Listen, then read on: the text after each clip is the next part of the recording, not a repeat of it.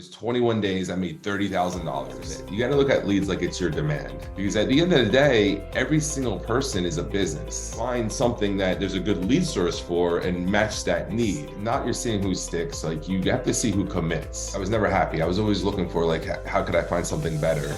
I mean, if money wasn't a thing and I didn't need money to pay my bills, I would do it for free. So I wanted something that I could live anywhere I want. It didn't. You have the legendary, the all-star, the superstar, all kinds of different accolades. Speaking of $1 million plus rings and awards and stuff on here. David Price with us tonight. My name is David Price, and I just finished my fourth full year as a licensed insurance agent. So this will be my fifth year. I sell final expense insurance. That's my niche.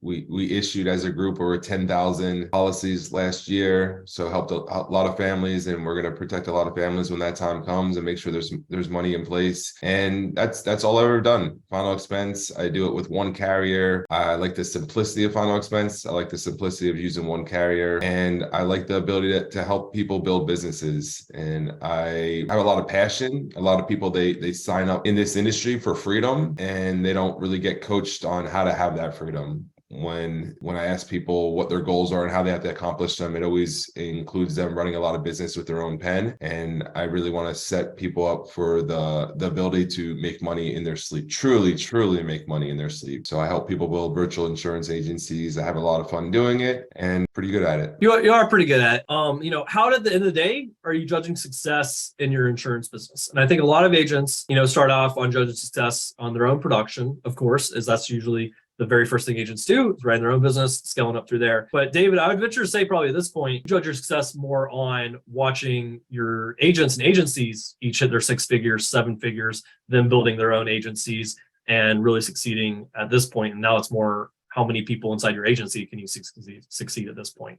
Is that a bit of a shift moving eventually from that personal production over to I want to see others succeed? Yeah, absolutely. I mean, I can tell you I made over $1 million last year, but what's really cool is that our agency paid out over $5 million in commissions. So we're helping a lot of people make money and like I said, really helping them have that freedom that they signed up for and helping them make money. So we gave out a bunch of 6-figure ring earners, 250, and just I think it's really unheard of for the, in the grand scheme of things, for a baby, right? Like I said, I've only been licensed. This will be my 5th full year at the end of this year. This year just started. So we're just at a really good place, have a lot of momentum. We have an amazing culture, and we have some people. We have a system where you can succeed, and we have people taking advantage of it. So it's definitely fun watching people do that. This agent, David Price, is the fastest millionaire in his organization's history, and going from 0 to $1 million in personal income in 4 years flat.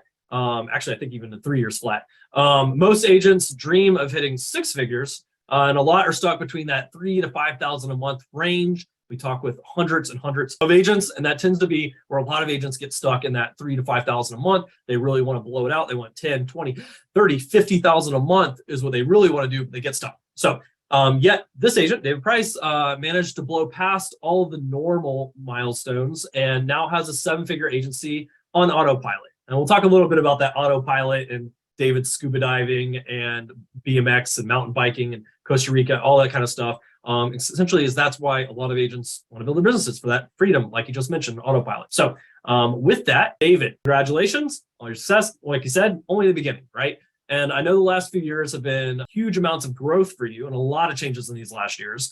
So for those who don't know your story, I love if you share a little bit more on the background and how you got into insurance. Yeah, absolutely. I mean, my whole life, I wanted to be an entrepreneur. I mean, even as a young kid, I always wanted to be a business owner. I was always interested in making money and freedom and traveling and nice things. I always wanted exotic cars and all that stuff. So it started at a very young age, and I owned multiple businesses and nothing, I had some success, nothing like the success I'm having now. But I was always looking for I was never happy. I was always looking for like, how could I find something better? And what I was doing before I got my insurance license is I did disaster work. And what I found is when there was a hurricane or some kind of natural disaster, there was just a ton of work to do. It could be vegetation debris, emergency power restoration, flood rebuilding, roof repair. I mean, just getting cars that were flooded out of the area to places. There's just a lot of work that needs to be done that the local people can't really handle. People would have to come from other states and come in there and help out with the work.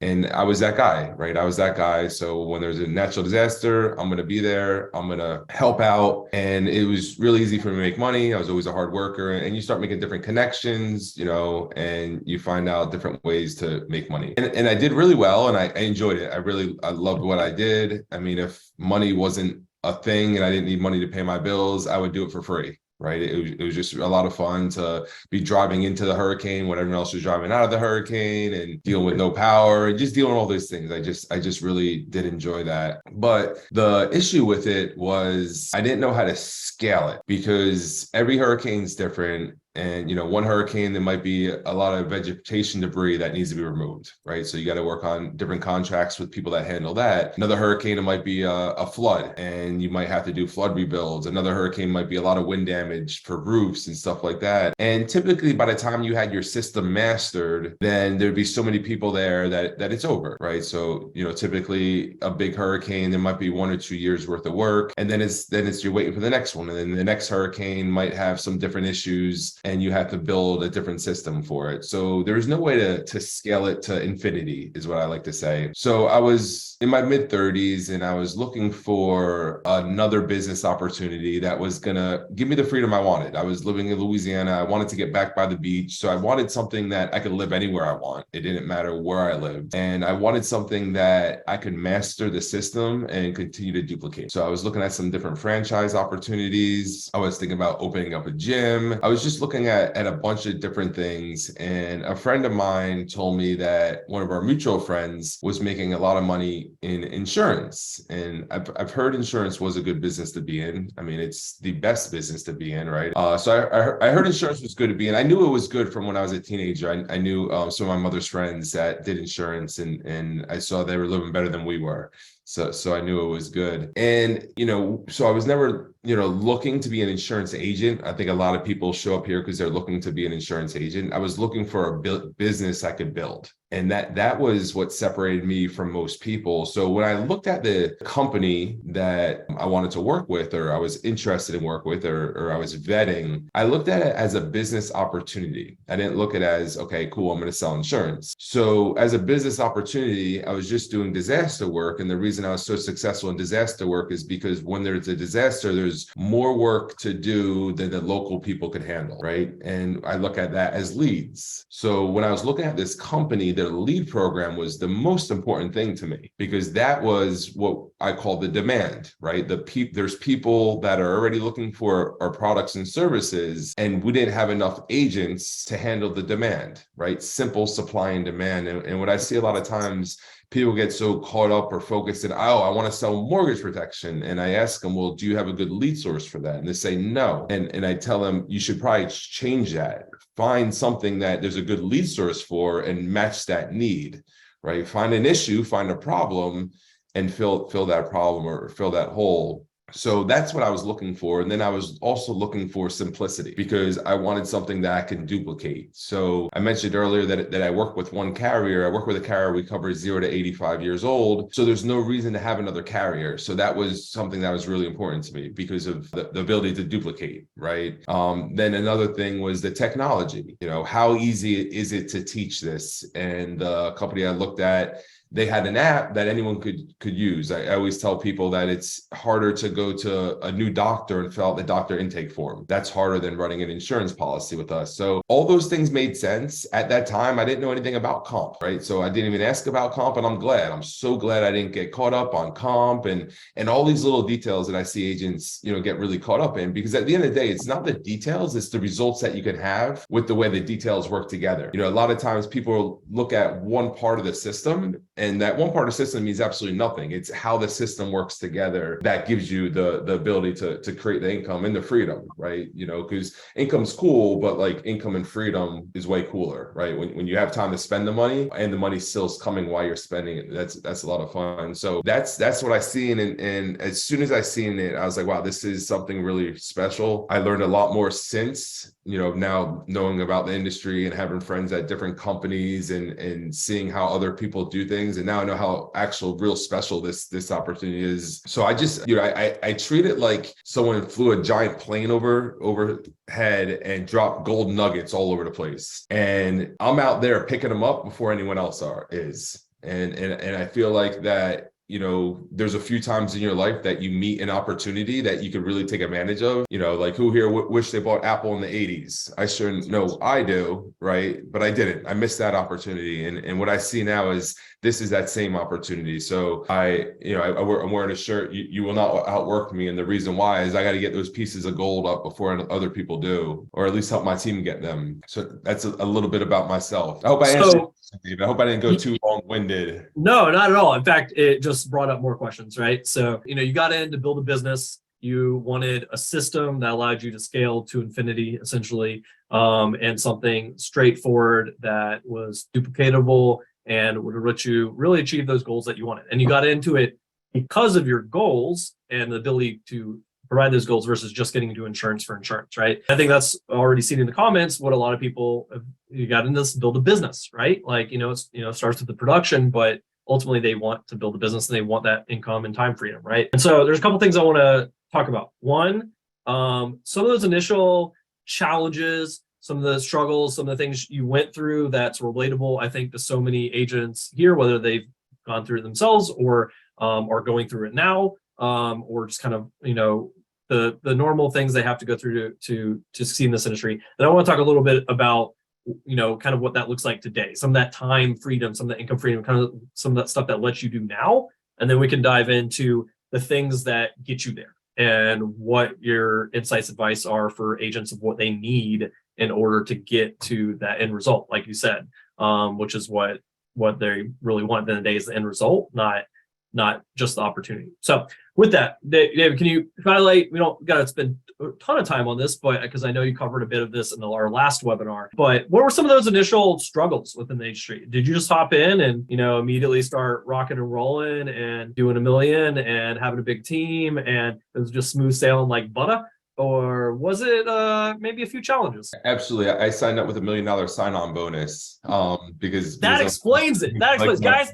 That's all you got to do is find $1 million sign-on bonus, and bam, you got $1 million. So no, first of all, like I said, I sell final expense, and I never really heard the term final expense before. I didn't know what it was. I mean, obviously, it's something real simple and real easy to learn, right?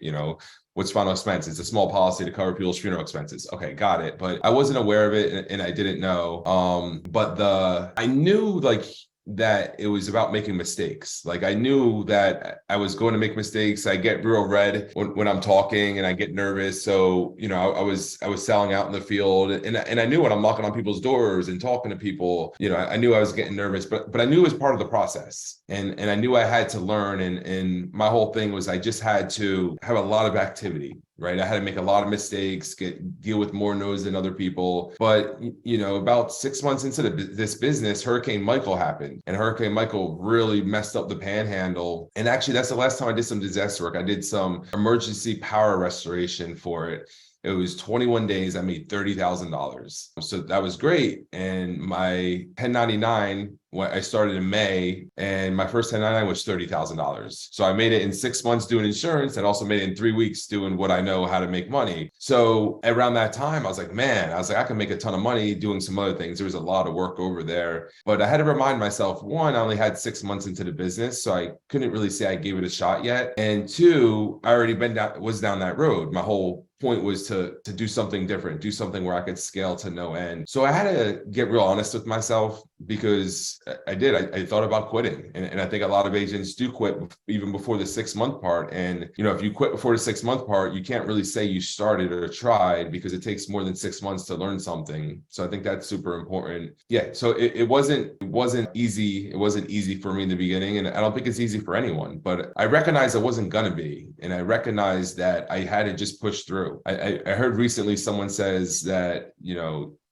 I knew it was 10,000 hours to be a master, but someone broke it down to that's about 50 hours a week. So that's 4 years. So I just got my master's in insurance. So things definitely are a lot easier for me. But to really think that you're just going to start and the money's going to flow. And too many people focus on the money versus learning in the beginning. And if you're brand new in this industry, you're not having success, I think it's way more important to find somebody who's going to coach you and mentor you that really wants to see you win, and worry more about learning the process than making the money. Now you get to make some money during that, but don't get so caught up in the money. Get more caught up in helping people and learning the trade, developing the skill set, getting good at it. And so just like everybody did, David, honestly, you start off knocking doors, right? That was the very beginning before ever starting to do telesales. Now you have one of the largest telesales groups out there and within the organization. But you start off running around in the heat, knocking doors, and really went through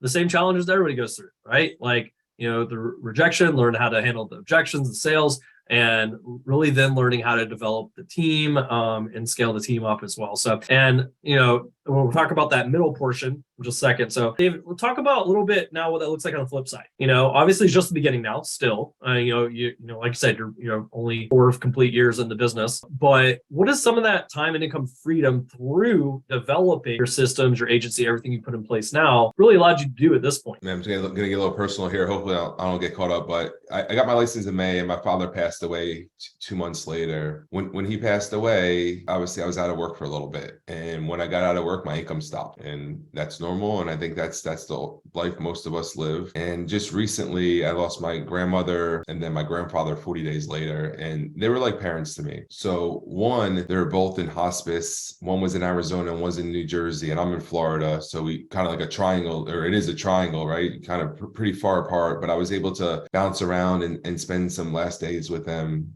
really spend some quality time with them. And that's something I wouldn't been able to do if, one, I had a job, or two, I needed the right business to pay my bills, right? I wasn't going to be able to pay my Tesla bill if I had to, visit my family and that was I had the right business to do that. And then I lost both of them, right? And I lost them both 40 days apart. So I was out of work for a little bit, and I was also dealing with my grandfather's estate. But while I was going through all that and everything that I was going through, my pay didn't change at all, right? I continued to be paid what I'm used to making. And it gave me the ability to be there for my mom, right? Because that was my mom who just lost both her parents. So I had the ability to be there. So that's getting real personal with you guys, and showing you because in the beginning, everyone thinks you're crazy, right? Because you're putting in all this work, and they're like, oh, what the hell are you doing? Like, you should spend more time with your family, and you're working too much, and all these people that tell us all these things. But because I put in that sacrifice, and because I did that in the beginning, when the time really mattered, I was able to be there for my mom, and I was able to spend those last days I was literally with my grandpa those last days, and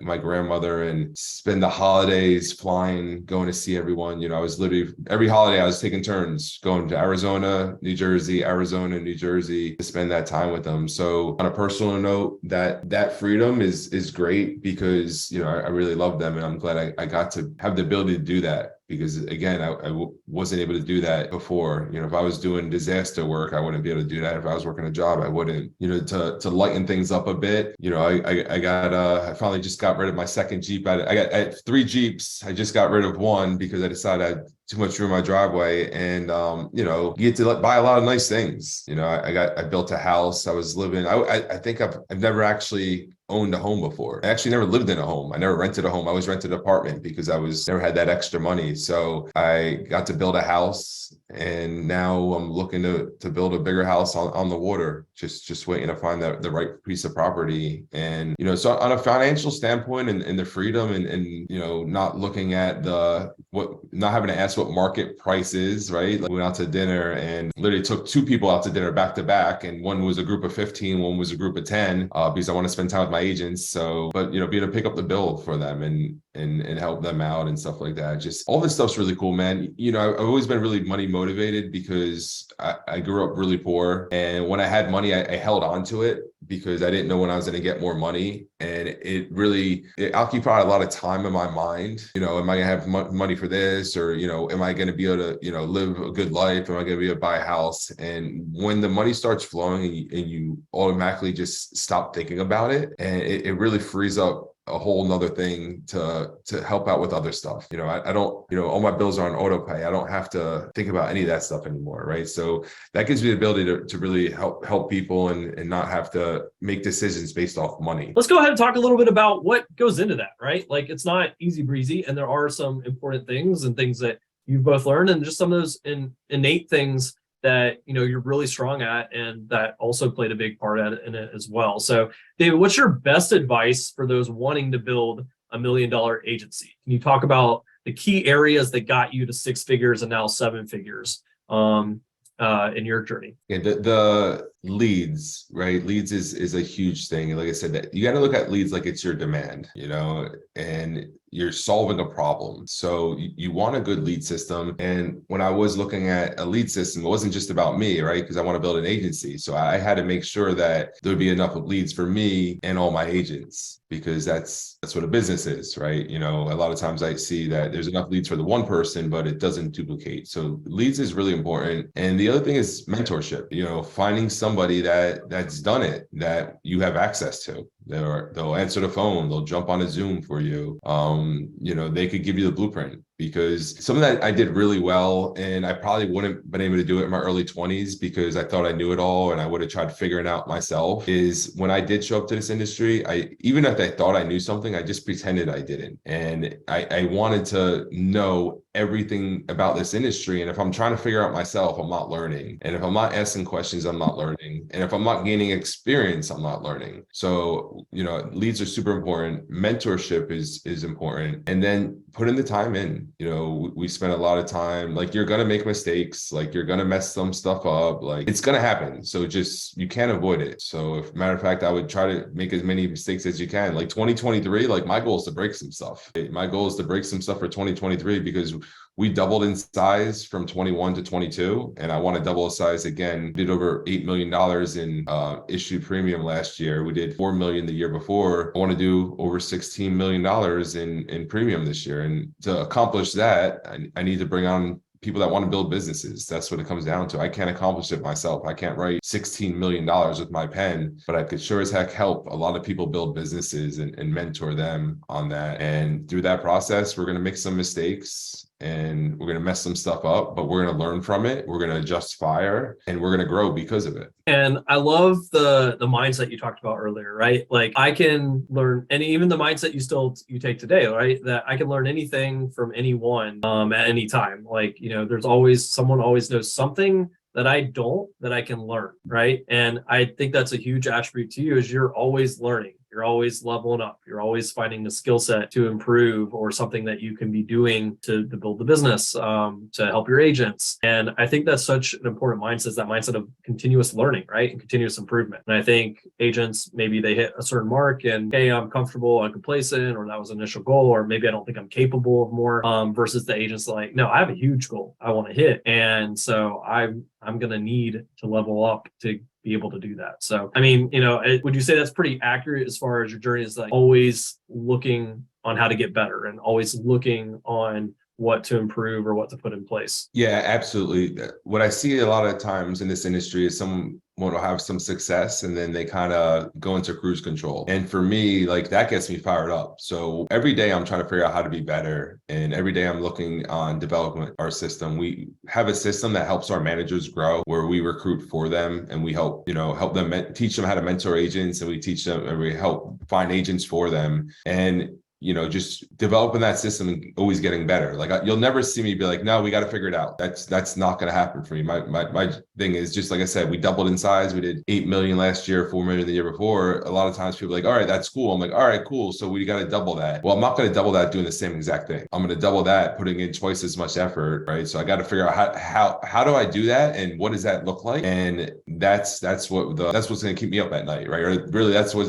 I sleep really good at night. That's what's going to wake me up early in the morning. And it's all about just not settling. I do want to be the largest final expense agency in the country, and I do want to lock arms with people that want to be part of something big. We have a lot of single moms that never made more than $30,000-$40,000 a year, making six figures working from home, and I think that's super powerful. And the love and respect we get, that the Christmas presents I received this year were pretty awesome when your agents are sending you To-Me bags and stuff like that, because they know that their life's completely different, or their child's lives are going to be completely different because of, I didn't give up on them, and when they weren't having success, man, I helped them and I locked arms with them and I made sure that I gave them the tools that they needed and the mentorship to really make it. And just having a lot of fun over here. I mean, I can attest to the fun. All right. So, and I know David's talking a little bit on that side. I mean, fair, you also treat your agents quite well, as I've, seen, just celebrating their successes, recognizing them. And then also seeing you send them coach bags and all kinds of cool stuff, just really celebrating their wins and victories. And I think that's part of culture, right, guys? I mean, you could be at a place that, has a lot of income opportunity or, a lot of great things. But if the culture is not there and it's toxic, it's bad, it's not helpful, there's no insight, there's no mentorship, there's no help, then it's not worth it, right? And it's not also going to ultimately lead to success down the road. So, I mean, I think culture is such a big part. And I think that's one of the things we were most impressed by is just how helpful everybody is and treats everybody like, I know it's cliche, but in some cases it is real, like family. And honestly, coming from the recent event, it truly is really like that, which is really cool because a lot of people say that in the industry, but in reality, it doesn't really happen. And so running into it is kind of surprising, but also really cool because I think that's what most people want, right? You want to be around people that are helping them, not being like, well, you're not my downline, go talk to someone else, or like you're not, I don't not really have anything to do with you, you're my competition. No, versus like, oh yeah, let me role play that with you, let me help you on that, or hey, here, I've done that 1,000 times, let me help you on that, which is so cool to see that. And so coming back to that, and you talked about this, coaching, mentorship, that sort of stuff. Can you talk a little bit about the importance of that and your coaches and mentors through you coming up in this industry, especially at the beginning, and helping you develop your agency? What did that look like? I know Doug, probably had a big impact on you. Yeah, absolutely. Again, I didn't know what the heck I was doing, right? So it was super important for me to make sure I joined somebody that was having success that I wanted to change places with. A lot of times, unfortunately, I see somebody join someone in this industry that can't really help them out, or they don't want to switch places with that person, right? That's it. Take advice from people you want to switch places from, right? So Doug, he was very successful. I knew he was. I heard he was doing well. I kind of stalked him a little bit to make sure it wasn't just smoke and mirrors, because everyone could embellish a little bit. So I definitely wanted to make sure and find somebody that's going to be honest with you. I think that's really important.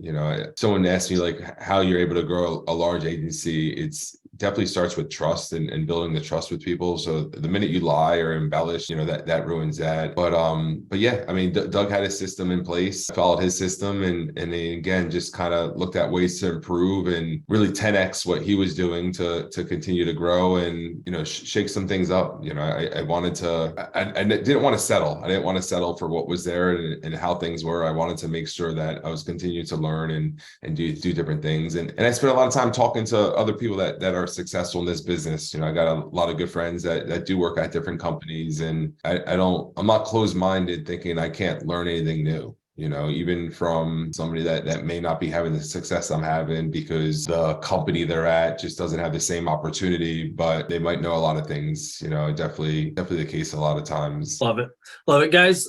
With that, David, can you share a little bit I know you've talked about your journey a lot, and you've referenced this a little bit, but I'd love to hear some more. Can you share your journey on leading a team, and what are the keys to leadership that you think every agency owner should focus on if they want to get to seven figures? I think a lot of people, if they keep doing this industry and doing this right, maybe some good coaching mentorship, they learn to produce, they learn how to do their own sales, make income, but obviously it's a much different skill set and opportunity and journey to build teams and leaders within this industry. So can you talk a little bit about that side? Yeah, absolutely. So, it's so important that, I always used to say that you got to put your agent's pocket or their bank account before yours. And, it's so important if I can't help people make money, right, then I don't grow, I don't make money. If somebody decides they want to work with me and I'm not able to show them how to make money, they're leaving, right? So then at that point, you're just trying to replace people, and you can't grow like that. You can't build a business that's going to pay you in your sleep like that. So it's super important. And I was saying earlier, it starts with trust. So we have a system that works. The problem is everyone's a skeptic, right? And they try to find things wrong, or they don't believe, or people just really, really have trust issues. So how do you combat that? You got to combat that with building trust. And the other thing I always try to tell people is people aren't dumb either. Like, you may be able to tell someone something and get away with it for a second or two, or a day or a week or a year, but eventually they're going to find out that you're not being honest with them, right? So what I see too much of this industry is people, they make up numbers and income amounts, and they make up all these different things, and then the person joins them and starts working with them, and then they're like, wait a second, this person lied about this, this, and this. Well, do you think that person is going to follow their lead when they say, okay, if you do this, you'll get this result, right? They're like, no, dude, everything you say has been a lie. Like, why would I do that, right? So then you break the trust. So it's so important that what I do as a leader, and I teach on my leaders, is like, dude, be honest at all costs. You don't ever want to have somebody not do something because they don't trust you. They might not do it because they're scared, or they might not be ready, or they might not be committed. But you don't want anyone to be like, no, I'm not doing that because this guy won't stop lying to me, and he's probably lying to me again. So it's super important to really build the trust at all costs. The one thing that people can say about me is, at least I know what I get with David. I might not like what he's saying, but at least I know it's consistent, and it's super important to be consistent and build that trust. And it's okay to be wrong too, right? I've definitely made some mistakes, and I got no problem saying, you know what, I was wrong about that. I was talking to somebody earlier today, and I was giving them an example of when I made a bad call on something, and I actually called the agent up, and I told him, I said, hey, I made a mistake. I should have handled this situation differently, because listen, at the end of the day, dude, I'm a human. I'm going to make mistakes, but what's super important is that I have the ability to learn from my mistakes. And again, I'm a baby in this industry. Like, yes, I do well. Yes, I make six figures every single month. But at the end of the day, this is my fifth year. I just learned how to walk, right? I'm just getting started over here. And if I'm not able to constantly evaluate myself and learn from that, then I'm not gonna grow and do what I want to do. So it's super important. So these are all just like basic principles, but it's what I embed in my leaders, and then I tell my leaders too, there's a saying that I really, where people say you hire everything and you throw them against the wall and you see what sticks. And I say it's not you're seeing who sticks, like you have to see who commits. And unfortunately, most people will not commit. They won't commit to whatever the sales system is. And that's every single company, that's every commission job, I believe. But the minute you find somebody who does commit, like you need to lock arms with that person, because this is the one thing I can tell you for sure. I've yet to have anyone fully commit fail, because at the end of the day, every single person is a business, right? And again, that's just looking at things a little different. I don't look at somebody like they're an agent. I look at everyone's another franchise business, right? I just set up a bunch of McDonald's all over the place, and I need to coach you and teach you how to make your McDonald's profitable, because I get a little cut from that, right? So I got to help you be profitable, and I got to help you, stay in this business. I don't want one of my businesses to go down or go under. So just really treating it like that and helping people. And, if I help everyone reach the goals they have, I'll be to reach more goals than I could come up with. That's really the foundation of how you're successful in I think any sales organization. And I love that analogy because it goes beyond like you said, the typical throw it against the wall, see who sticks, recruit anybody with a pulse, see what happens or whatever and stuff. But it takes it further because you're right. Like, you don't know who is going to truly commit, succeed and push and who isn't. And so I love that you don't take anybody face value, and it's like, we'll give the same opportunity everybody. And because, ultimately people you don't expect sometimes are the most successful, and the people that have everything going for them are the ones who don't commit, don't put in the work, don't do the things. And so it really is seeing who's going to not stick, but commit, like you said, and then going heavy into investing into those people and seeing them succeed, because someone can't succeed without committing, right? Whatever it is, anything. And so I think that's just an awesome model. And the first time you said that really hit with me. And I was like, I love that shift on the common phrase there. So awesome. And David, but can you talk a little bit about building a high performance team? Like, what does that look like? What's that going into? I think you talked a little bit about coming in and committing, but what does it look like for that high performance team, those high performance leaders within your agency as well? So it's funny, when you have a good lead program, it's like a hack, right? The agents, we'll look at the agent level right now. I would say my success as a leader is the ability to get somebody confidence in our lead program. Because what happens at that point, they start looking at leads like money, right? It's like, I'm about to make money. And when you really help someone become confident in lead program, where they know the more leads they get, the more money they make, and that's the end of it. They don't need to know anything else. It definitely helps with that. So as far as being a leader, it's helping agents with that. It's helping agents see that, that's our demand. I mean, we have a TV commercial, right? So just think about, like, you have someone calling a 800 number, a 88 number on a TV commercial looking for our products and services. I mean, you can't really get better than that. So being on the other side of that and having access to that, it will make an average producer a superstar, and I've seen it time and time again. So that's on the agent level, and they said on the agency owner level, it's really helping the agents with that, helping them see that, and helping them see what their vision are, and having them realize where we're at. There's a lot of times people are in an opportunity and they don't realize how good it is, and they don't realize that every opportunity, let's go back to Apple in the 80s. So, you can still buy Apple stock today. It's just not the same opportunity, and when I look at what we're doing now, I look at, like, things are really, really good. Will they be like that forever? We just went through a pandemic where the people in the mortgage industry did really, really well. Right now, they're not doing great at all. I had a friend, he made over $100,000 every single month last year. He made $1,800 last month. Think about that, right? Things aren't great forever. So I think it's so important that, you get these people and you have to just show them. You have to be like, dude, like, this is a prime time opportunity right now. Like, you need to take advantage of it, as if you don't know when it's going to end. It could end tomorrow, next week, next month. You just don't know. I mean, look at hotels and Airbnb, and look at Uber and taxi drivers. Like, you just don't know what some technologies can come in and replace you. So definitely take advantage of what you have in front of you. The AI, the chat GPT. Yeah. I mean, who knows? So love it. Take advantage of the opportunities in front of you, and always keeping an eye on those opportunities as well. So that's what I do appreciate, is you always are keeping eyes out for opportunities as well.